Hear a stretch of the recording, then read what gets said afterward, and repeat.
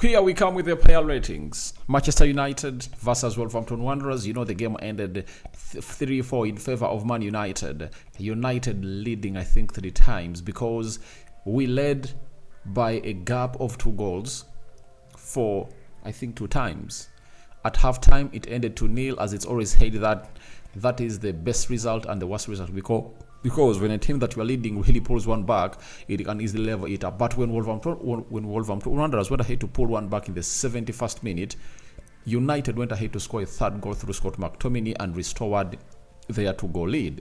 But ever since then, we never went ahead to obviously put in a shift, and we really called in for pressure. Injuries became as injuries, and after those injuries and fear to Casemiro to be sent off, Eric Ten Hag went ahead to obviously bring on other players and went ahead to really get into goals. Not until Kobby Mainoo went ahead to obviously finish it late with class, and that's what makes him one of the best young talents in the league this season. Smash the like button, comment and share. If at all you're watching us for the very first time, endeavor to subscribe to this channel so as not to miss out on stories that we do upload in here on a daily. Rokan David is my name, and we are into the player ratings and Juma Karim to the Muslims, and for the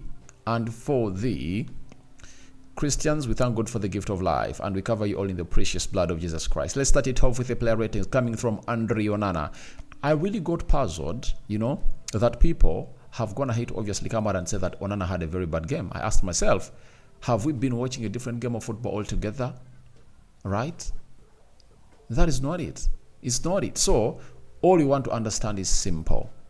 Manchester United had Andre Onana play a very beautiful game. The only mistake he did was, I think, in the second half, at the beginning of the second half, when he missed out onto the set-piece cross that was delivered into the 6 years box out of Man United, meaning that he misread the flight of the ball and it almost went in the back of the net. And guess who came in through to clear it off the line? It was Casemiro reading that header like a book. So, the other goals, there is no goal that I can blame this guy on about. Tell me a reason as to why you think he was really bad. And this is what I tell people, that I don't have personal vendettas on players. When he puts in a very bad shift, as I always told you about Onana, I say he put in a very bad shift. And I'm giving Andre Onana a 6.5 out of 10. I would have gone to give him 7. Okay, I'm giving him a 7 out of 10 because none of those goals that crossed the line was his responsibility. That is it. So I'm giving him a 7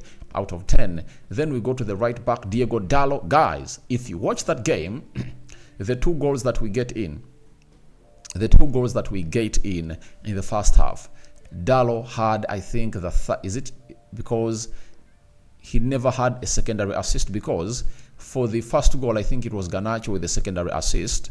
Then I think that was the 3rd assist. He played the 3rd pass to,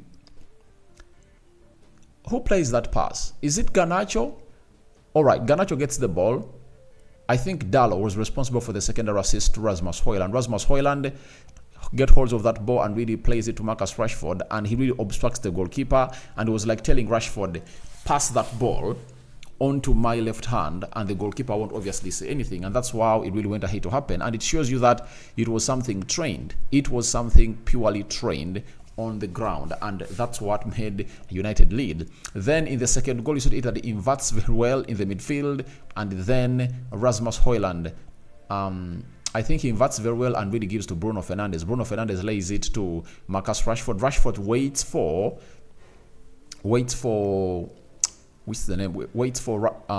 Luke Shaw. Luke Shaw overlaps, and after overlapping towards the byline, he puts in a cutback cross, and Rasmus Hojlund goes ahead to obviously get his 3rd Premier League goal in 3 consecutive Premier League games. That is Rasmus Hojlund for you, and really went ahead to obviously get going to that level. So he made it.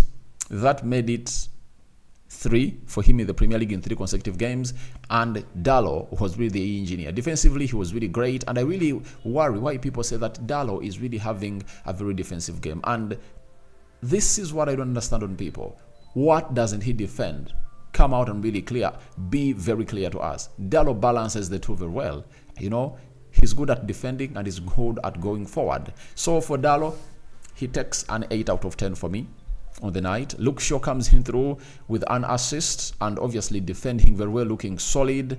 And for me, I'm gonna get Luke Shaw an 8.5 out of 10. Remember, in the game of Newport, he's responsible for the third goal that Anthony scores. Remember, he uses his weak foot, that is the right foot, hits the ball denied by the frame of the goal, and then it is rebounded into the back of the net by Anthony to make it 3-2.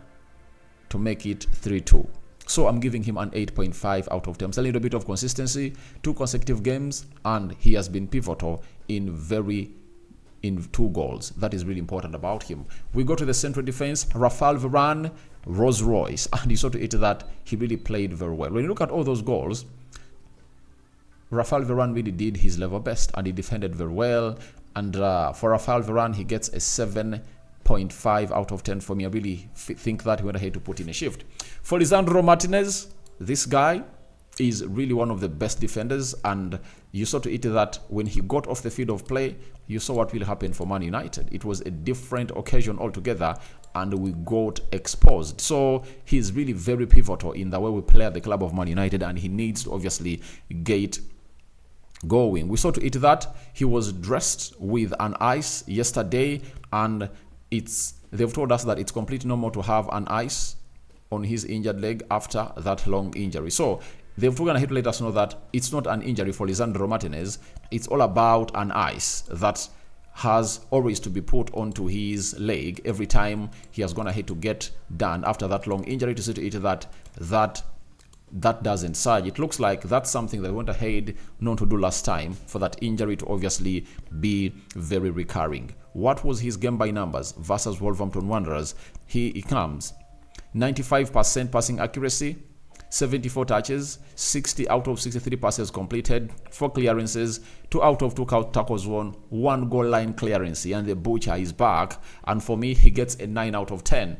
I give him a 9 out of 10, this guy. He is really one of a kind, and we just have to obviously get to know that he's really the right guy for the side of Manchester United to take us to where we deserve to be as a side. And if he's available for the game of Wolverhampton Wanderers, trust me, we are going to really have a run of games. We are going to win very many games here at Man United. Lisandro Martinez, I get him a 9 out of 10 for what he went ahead to showcase onto the field of play. We go to Casemiro. Oh, guys, this is his second consecutive competitive game ever since he returned from injury. And remember, he has been out for like 2 or 3 months, and the manager's going ahead to do the needful and obviously get him back well. So Casemiro returned to training, towards the end of the year, that is last year, and it took him a month to really get into the game. And I've seen people blaming him. How do you expect a player who has been out injured to come out and really give you the utmost performances that he has always gone ahead to give you? So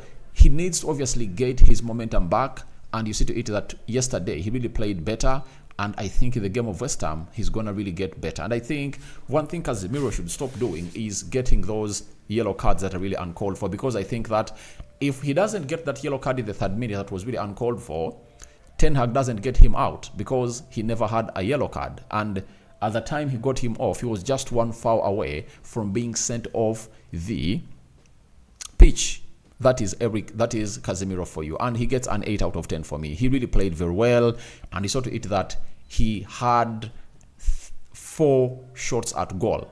If you remember very well, that guy, he had 4 shots at goal, and the others were ruled offside. The 2 goals he scores in set pieces. And that's the importance of really getting Casemiro back. That every time you get a set piece, you really get to know that you are having a set piece threat or an aerial threat into your 18 yards box area. You saw to it that last season he scored very many of those, and even to yesterday looked like he was just a moment away from scoring. And why didn't he score?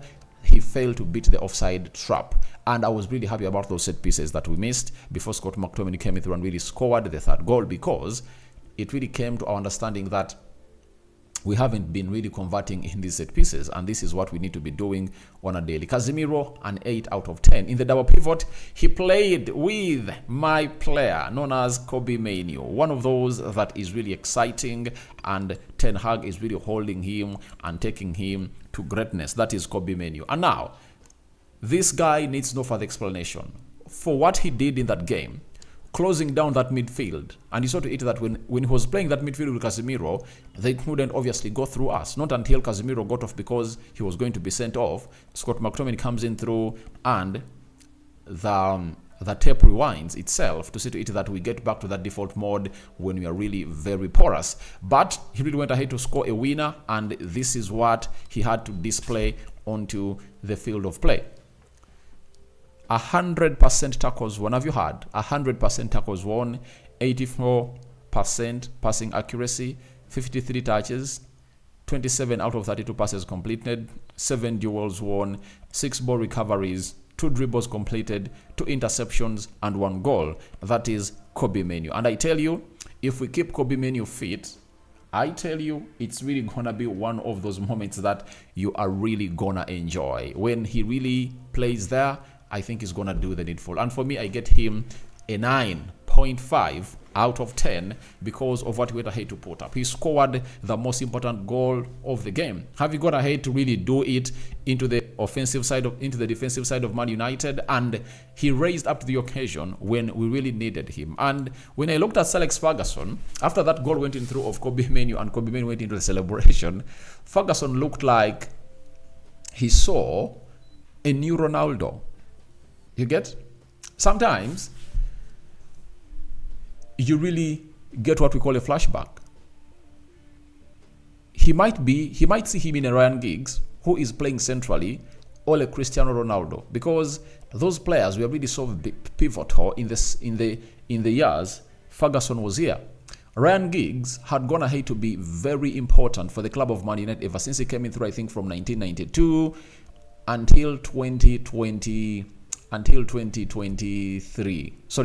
2003. Then, when Ronaldo came in through and matured, he really took it over Ryan Giggs in as far as leading this team.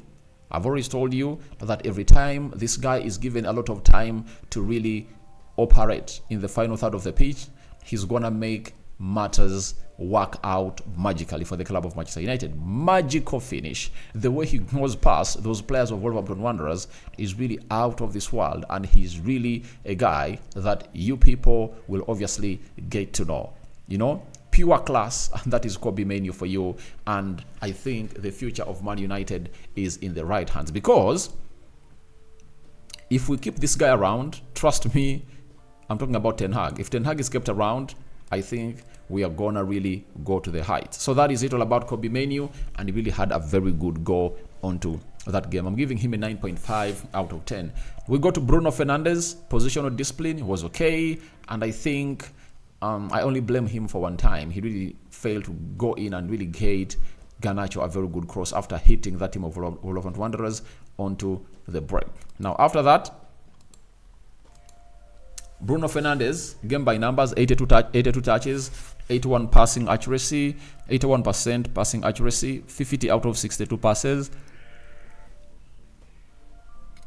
completed, 6 out of 7 long balls completed, 4 key passes, 2 big chances created, and he ran the show. That is Bruno Fernandes for you. So I'm giving him a 7.5 out of 10. That is Bruno Fernandes. And after Bruno Fernandes, let's go to Alejandro Garnacho. I'm going to get him a 7.5 out of 10. I think he really looks good, but I think he now has to really make a decision better. His decision making should be really improved. That is it. But I see a very good player. 7.5 out of 10. He would have gone ahead to register an assist in this game if at all Rasmus Hojlund's effort was not swept off the goal line by the goalkeeper using his foot, in the second half, because he really went ahead to really press very well, get into the final third, 18 yards box area, cut back, put in through, and it went into the vicinity of the goalkeeper, and it really went ahead to be saved. So for me, Garnacho, 7.5 out of 10. Let's go to Marcus Rashford. A goal on him, and he was responsible for the second goal, responsible for the secondary assist. Luke Shaw coming through with the assist, or the primary assist, and Rashford released him towards the byline. That's what I want to see Marcus Rashford do. I've always gone ahead and really said that Rashford should be doing that on a daily, because you're really having an overlapping left back. When he overlaps, try like you are cutting inside, and then release him to bring in a cutback cross, because every time you run to the byline, you're predictable. That's the problem with Marcus Rashford. And yesterday, I rarely saw Rashford run to the byline. He just wanted to create space for Luke Shaw to overlap, and he released him. That is the beauty of Marcus Rashford. From all the news that was really surrounding him that was really bad, what a better way to really silence that by coming in through and really putting in a shift that Marcus Rashford did over there. And this was his game by numbers: 90% passing accuracy, 30 touches, 9 out of 21 passes completed, 2 ball recoveries, 1 shot on target, 1 goal, 4 goals and 4 assists in his last 4 league games. That is really very, very huge for Marcus Rashford. Remember, he started it off on the game of Aston Villa, where he created an assist for Alejandro Garnacho. Then after Aston Villa, he scored a goal against Nottingham Forest. After Nottingham Forest, he went ahead to score against Tottenham Hotspur. And even today, or yesterday, went ahead to score 4 goals and assists in 4 league games. He is on fire, and I think no one is going to really stop him. And he took his tally to 5 goals last season. I'm getting him a 9 out of 10. That is Marcus Rashford for you. He gets a 9 out of 10 for me into that game. Let's go to the man who had a goal and an assist. That is Rasmus Hojlund, who is really on fire. He had a goal and an assist again. Remember, it was Cristiano Ronaldo who went ahead to obviously coming through and really do that stuff, you know, when he was 21 years of age. 2 consecutive games with an assist and a goal. That is Rasmus Hojlund. And he came in through with 2 goals and with a goal and an assist today. After doing it against Tottenham Hotspur, he did it against Wolverhampton Wanderers. And I think that we really need to create more. He got 2 balls, you know, because he makes that near post run, you know, and that is a typical number 9 run. Number 9s don't make far post runs unless otherwise there are people onto the near post. But each and every time there is no player at the near post, do you know what happens? The number 9 makes that near post run. And this was Rasmus Hojlund's game by numbers versus Wolverhampton Wanderers. 100% passing accuracy, meaning that he put no pass blind. 25 touches, 15 out of 15 passes completed, 4 grand duels won, 2 key passes, 2 shots on target, 1 goal, 1 assist. And that was a very huge, brilliant performance from Rasmus Hojlund in there for you. He came in through, and to me, he equates to Kobby Mainoo, a 9.5 out of 10 for me. That is Rasmus Hojlund. We go to substitutions that really came in through. 1, Harry Maguire, 6 out of 10. Scott McTominay, 7.5 out of 10 for me. That's what I'm really getting him. He scores a goal, and he tries to obviously fight a little bit. Then Harry Maguire, I would say 6 out of 10. Evans, 6 out of 10. Then Anthony, he gets a 5.5 out of 10, responsible for coming in through and obviously costing us the 3rd goal because he lost the ball when he couldn't lose it. But I think you can really never doubt a God's plan, because this was a moment to really sink Anthony and make Kobby Mainoo float. At the end of it all, Kobby Mainoo went ahead to float and come out as the best of the best at the club of Manchester United. So that is it coming in through from the substitutions. And Fosun Omori came on through. I'm giving him a 7 out of 10 because he's responsible for that assist that represented United with a Kobby Mainoo magical finish. So guys, thank you very much for watching through. I think I've gone ahead to talk about the 5 substitutions that came through. Harry Maguire, the other guy was Evans, Scott McTominay, Fosun Omori, and Anthony. So, Erik ten Hag, 7.5 out of 10. I think I blamed him for retaking off Rasmus Hojlund. We needed that guy to lead the line. And that is why some people will say, we would have gone ahead to get in a striker. No way. Ten Hag would have gone ahead to keep Rashford on, because Rashford hadn't gone ahead to play a game of football in is it 3 weeks? Because we last played on I think it was the 14th. And then we went ahead to play again on the 28th, and Rashford missed out on that game, meaning that he had rested for 3 weeks. And why did he have to take him off when he knew that he was going to take Rasmus Hojlund off? So I thought that he really made a little bit of mistakes in those substitutions of not us having a player at the apex of our attack that is really very, very fast. Because when you have Rashford or Rasmus Hojlund there, Wolverhampton Wanderers don't attack us that way. So my man of the match is Rasmus Hojlund. I tell you this, Rasmus Hojlund is my man of the match. And you can either say Kobby Mainoo. I don't disagree with you, but it should be either Kobby Mainoo or Rasmus Hojlund. But for me, I go with Rasmus Hojlund. And for second game in a row, Rasmus Hojlund comes in through. Sorry, last time I really gave it to Anthony. You know, Rasmus Hojlund takes it, and I know I'm going to see Rasmus Hojlund, Kobby Mainoo. Into the comment section. Juma Karim, the Christians, we sign out and we cover you all in the precious blood of Jesus Christ.